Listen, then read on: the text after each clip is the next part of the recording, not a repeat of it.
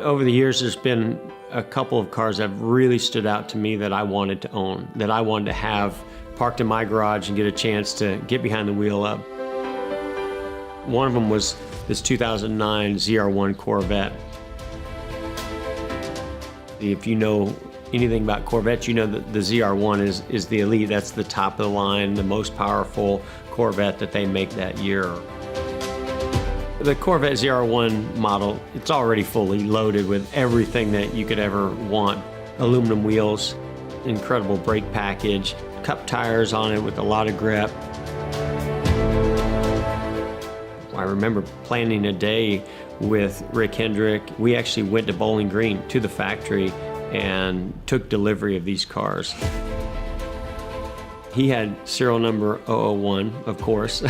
Mine was serial number 005.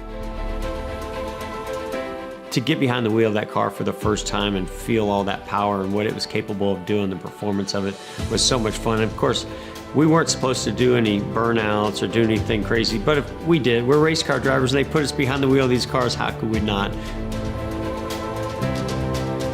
Been a car that I've driven from time to time over the years, and every time I get behind the wheel, it brings a big smile to my face, and it's an impressive car.